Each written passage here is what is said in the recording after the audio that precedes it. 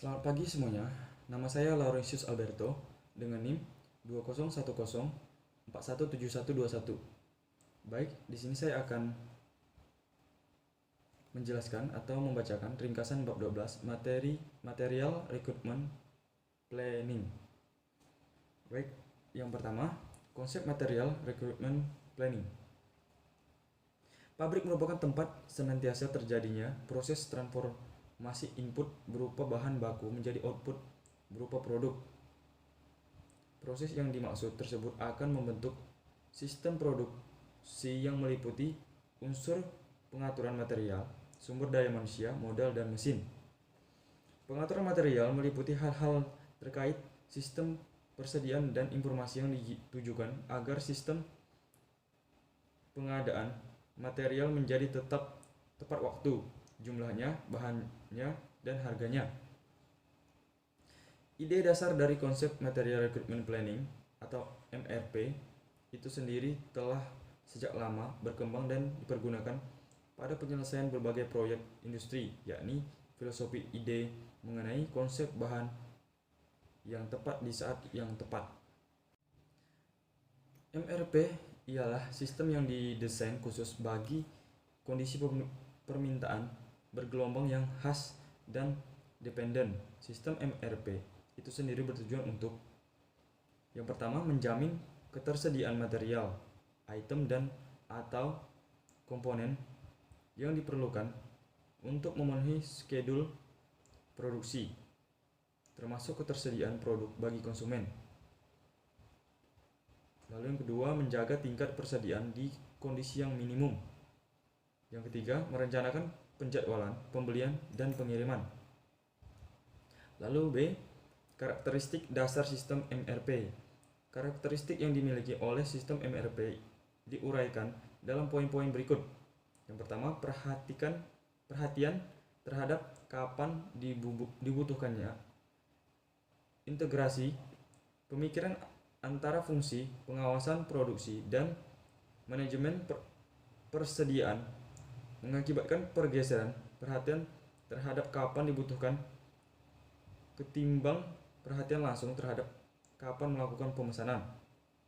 Yang kedua, perhatian terhadap prioritas pemesanan dalam konteks ini didasarkan bahwa tidak semua pesanan konsumen memiliki prioritas yang sama, karena suatu produk mungkin saja dinilai lebih penting daripada produk lainnya.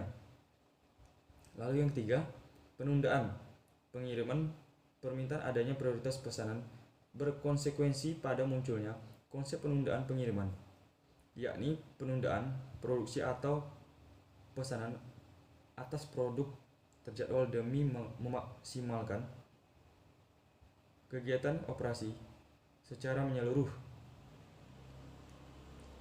Keempat, fungsi integrasi dalam konteks ini, pengawasan produksi dan manajemen persediaan dinilai sebagai satu kesatuan fungsi yang terintegrasi. C. Proses perhitungan MRP. MRP dapat dihitung dengan menggunakan suatu proses yang melalui serangkaian langkah berikut. Menentukan kebutuhan bersih. Berdasarkan kebutuhan bersih atau net requirement adalah selisih antara kebutuhan kotor, gross requirement, dengan persediaan yang ada di tangan, on hand. Data yang diperlukan dalam menentukan kebutuhan bersih adalah yang pertama, kebutuhan kotor setiap periode. Yang kedua, persediaan yang ada di tangan. Lalu yang ketiga, rencana penerimaan atau schedule receipt pada periode mendatang. Dalam hal ini, yang dimaksudkan dengan kebutuhan kotor ialah jumlah permintaan produk final. Lalu metode load untuk load. Metode load untuk load atau load for load, LFL, atau yang lebih sering diistilahkan sebagai metode persediaan minimal, sebenarnya dilakukan atas dasar ide untuk menyediakan persediaan atau bahkan memproduksinya sesuai keperluan saja. dengan jumlah persediaan yang diupayakan seminimal mungkin. Risiko yang membayangi metode ini ialah risiko keterlambatan pengiriman barang. Pada persediaan bahan baku, keterlambatan pengiriman barang itu sendiri akan membuat produksi menjadi terhenti.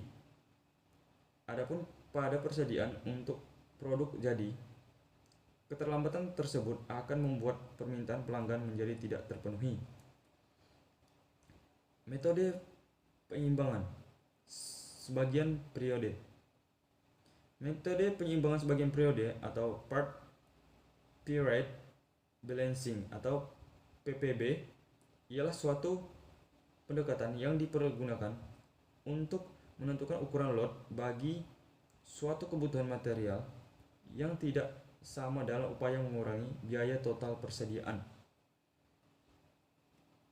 Metode ini bisa mempergunakan jumlah pesanan yang membedakan di setiap periode pemesanan yang berbeda karena banyaknya permintaan di setiap periode tersebut seringkali tidaklah sama. Lalu metode kuantitas pesanan periode. Metode kuantitas pesanan periode adalah suatu pengembangan atas metode EOQ yang diperuntukkan bagi jumlah permintaan yang tidak seragam pada beberapa periode. Dalam model EOQ, rata-rata permintaan dipergunakan untuk memperoleh rata-rata kuantitas barang di setiap pemesanan. Baik, sekian saja yang dapat saya sampaikan atau saya jelaskan dari materi ini. Atas perhatiannya, saya mengucapkan terima kasih.